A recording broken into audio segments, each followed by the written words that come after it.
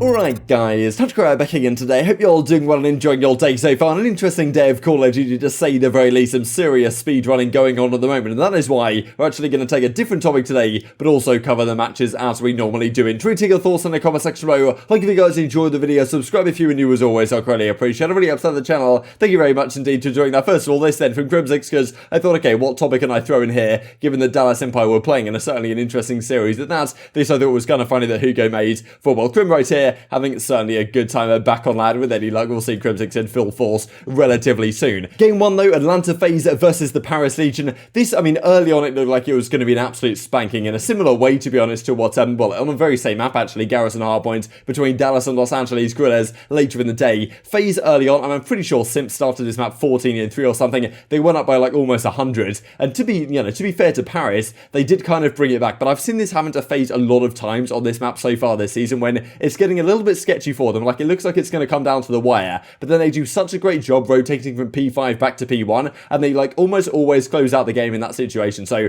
I was super confident that FaZe would get over the line here. Like, sometimes they just start off so strong, then they slow down a little bit, and then it was just never really seemed in doubt they were going to find their way to finish out the job right here. 10 out a great series, honestly, all things considered. Game 2 as well. This is what we talk about really with this FaZe squad. They come into this search and destroy on Miami. They don't play Miami. This is the map that they've been awful at this entire season. If there's one they have been awful at in search and destroy, they rarely ever play it. I'm pretty sure it's still OpTic's permanent ban, but FaZe want to build the biggest map pool they possibly can, especially for the World Championship. So for that reason, they're coming in here and they've decided, alright, we're going to play Miami up against Paris Legion and just give it a go. And clearly they had some strats prepared. Like, clearly Tupac had been working with them to get some stuff ready to go for this one, because they came in frying here. Pretty sure they 6-0'd them, like completely just blow them off the face of the earth, to be honest. Cellium goes like 7-0. The stats for that one was absolutely insane. Like, they had a 3 KD as a team. Like, they were 24-8 combined. It's like, what you can even do against FaZe, especially once they're warmed up. And then they go into raid control, where they like always they 3-0 every single team on raid control. I swear, they're just so ridiculously good at this map, and they do it again right here, and that locks up another 3-0 series victory. This statistic is crazy. That's their 14th 3-0 sweep this entire season. The first one they've had actually against the Paris Legion. But think about that. Some teams right now in the league have 7 wins. 7 series wins. FaZe have double that in terms of just 3-0s, which is absolutely ridiculous. This stat as well, I mean, firstly, Crone comes out with this. Atlanta FaZe versus the rest of the league. Master versus Advanced. There's no doubt about that. That is how it feels, at least at the present time. This stat is crazy. FaZe have now improved their group stage records. So they've lost 2 series, 1 in the grand final. Well, they've lost 4 series this season. 2 of them have come at the majors. They've lost 1 at the grand finals against Toronto. They also lost in the winners finals, I think maybe stage 3 against New York. But here come Atlanta FaZe in group play. They've only lost 2 series in that as well. 22-2, 3-0'd their opposition in 10 out of those 22 series. Just absolutely ridiculous, to be honest. Just their group stage points without from 5th in the standings. Just completely ridiculous. As Temp says, like, started off my birthday, I think he's 22 today, getting pub stomped, got 2 straight up, turned this one around. So pretty funny stuff, to be honest. And well, then there's actually pretty much the interesting series of the day to me was Seattle Surge versus Mutineers. Something on the line here, right? Mutineers had to probably come away with a victory to keep up with Thieves, to keep up with Minnesota Rokkr,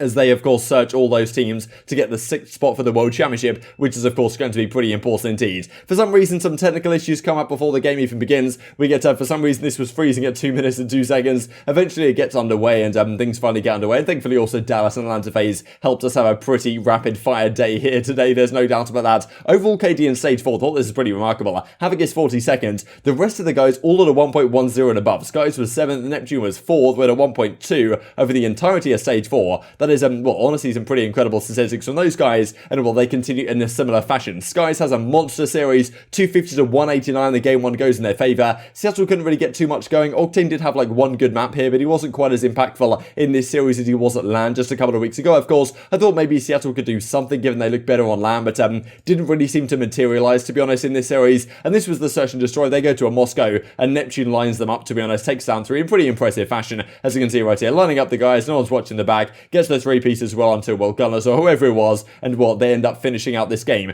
Doesn't go all their own way though, because they don't get into a control, and well, Prestinni getting particularly hyped right here. Of course, such a weird spot for Seattle, right? Because like, this team is not going to last any longer. They're happy to win like any map at this point. They're not going to make the World Championships. I'm sure they're all trying to maintain their spot in the league, or they're thinking about what they're doing next season. Whether Seattle just completely axes this entire team, that is still up for debate. And well, it's good to see Prestinni having a good time. He had a great map here, at least towards the end. He went off, to be honest. It was great to see. And Octane had a good map as well. And Prestinni getting happy about it. it is nice to see they're not completely demoralised. But Mutineers bounce back quite nicely, go to a Moscow hardpoint, and close out the game in pretty emphatic fashion in the end. So yes, Mutineers get the job done pretty much as expected. Seattle falls short, and well, in terms of overall statistics, pretty ridiculous to be honest. Skies goes well, he has a 1.52, plus 31, Neptune good as well, and no one else really had to do too much. Nocturne sitting here at plus 14, 81 in 67, and yeah, I mean, Classic dropped to 0.61. It's just, it's honestly so predictable at this point. What can you even say about it anymore for Seattle? Like, some of these series lately have just been so dull to watch, because you kind of know what's going to happen, even though this one was, like, on paper it could have been kind of interesting.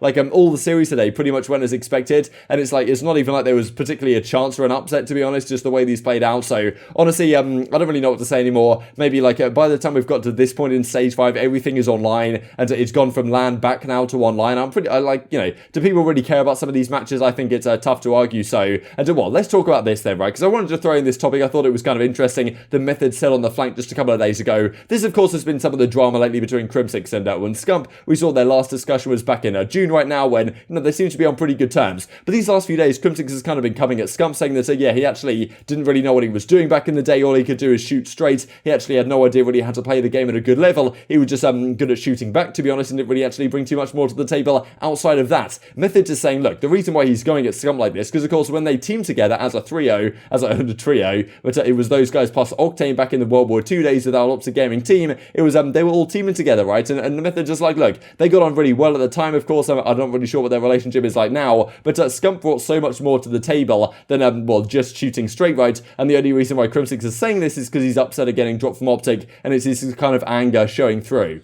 Crimsix maybe going a little bit rogue. I see a lot of people talking about Crim in the chat. I think he's going too rogue. I think he's like gassing it. I don't know. I think he's. You think he's gassing it? I mean, I don't know. I feel like because him and Seth were on good terms, or are on good terms. I don't know. And then randomly, Crim started talking about Ian. Formal, I understand, because that video was somewhat recent. They said I think he talked about at the event. Crim started talking about who? Last night, Ian was talking about Seth. So the genesis of it is that Crim's been like doing more, I guess, self media in recent weeks.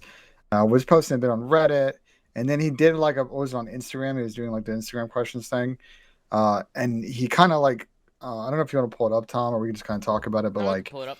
If people were asking about like what was better, like Prime Aches or Prime Scump, and you know he went with Pat, and obviously. I don't know if that's a serious answer out of him, if he's just trying to get a rise out of people. No, his mindset. No, it's a serious, but he's not talking about it in the right way. Like, it's not like he's comparing apples to oranges. I talked to him about it on the show. He's basically saying Aches was better in his prime because he made the people around him better because he was delusional. That is legitimately what he means. So, like, he's not comparing their talent. Like skill, it's just like the extra pieces and all that. Yeah, that's fair. It's literally apples to oranges. That's why I disagree with his statement. Like, I don't think he wasn't really, like, fair in what he was saying. Well, I think he was then going to run with it because every OpTic fan on planet Earth was triggered, so it's free interactions for him, and he's just going to kind of run with it. You know, I saw him and Pat was bantering. He was getting into it with some OpTic fans on Twitter. I know he was on your stream last night, Tom, and you guys were talking about it as well. Like, and he was on Reddit too. I just hate to see, like, because what was Crim saying? He was like he had to teach Seth X crosses, and like he was acting like Seth was incapable of doing anything, and like that's not. Like, that, from my perspective, that is strictly, like, his anger talking. Because, like, bro, when they were teammates, they were a good-ass team. Like, they were good together. Like, all these players are some of the best players of all time. I just think he's overgassing everything because he's upset. Rightfully so. I mean, I understand why he's upset. I mean... So here we go then, the final series of the day. Another interesting one in a way, because at least there are some storylines still remaining this stage. There's not too many, but there are at least some. Two of them that actually do exist are the fight for the 6th seed. That's going to be important for champs. If you get the 6th seed, you at least start in the winners bracket. If you start and loses, it's basically chalked. Right now, Rokkr are there. Thieves are trying to catch up. Mutineers are trying to catch up. Thieves did a great job, of course, in taking down New York yesterday. That gives themselves a great chance of doing so. But Mutineers and Rokkr will obviously be fighting for that out as well. They're, I think, 30 points behind at the present time. The other storyline is the fight for the 2nd seed. FaZe are number 1, no doubt about that. But, well, it's the Toronto Ultra guys, it's the Dallas Empire, and it's also subliners that are fighting out for that 2nd seed. That's important to get the buy in the bracket. New York certainly want it. They did not get the result they were looking for yesterday up against Los Angeles Thieves, and Dallas Empire looking to extend their advantage in that set. So, pretty much every series is very important. On the other side for LAG, it's basically jogged. We see them get 8-0'd by their Academy team in scrims the other day. It's obviously not a good sign for their success in this series, especially when Shotzzy is playing as he is. You can see right here, he was their marquee, match, game fuel, feature player, whatever they call it, with a 1.08 control KD so far this season. I'm pretty sure that's 9th best in the league, or something like that. This game one, what is going on? I thought that Dallas were going to break the record that Toronto set up against Los Angeles Thieves on radar points. At a time, this was 240. I'm pretty sure 240 to 17. I'm pretty sure I chucked it on the thumbnail. And honestly, in the end, LAG just about claw back from the dead, get a few points to not look completely shambolic. I'm pretty sure this ended up as the 5th worst hardpoint defeat of the season for any single team. And that's only the 5th worst, right? It could have been the 2nd worst. They almost, broke the record, to be honest, did Dallas. Completely ridiculous. Stringing all the rotations together, LAG just looks completely hopeless. It's we saw them get 11, a 12-point club the other day right against their academy team. It looked like Dallas were going to do a similar thing on a different map. Honestly, at some point these series is what am I even watching at this point? It just seems like Dallas, clearly the better team, are just going to run away with it. That the skill gap is certainly on display between some of these top teams at this point and the teams that are on the bottom, which are pretty much chalked already. They go to a sound of search and destroy, and in a very similar fashion to the first map, when of course they went up massively in that hardpoint and then came back right towards the end, or at least they got 50 points on the board,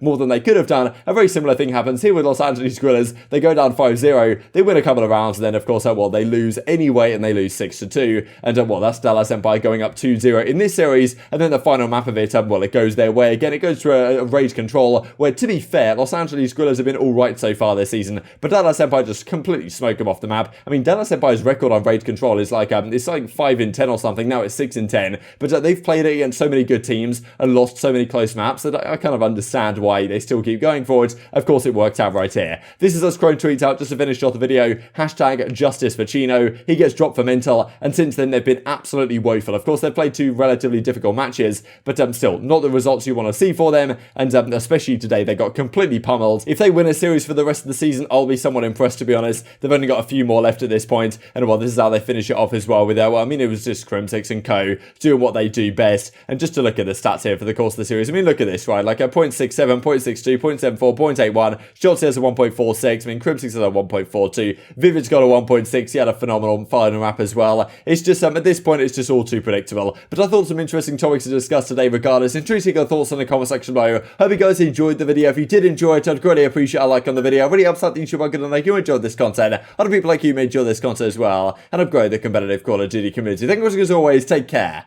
and I will see you next time.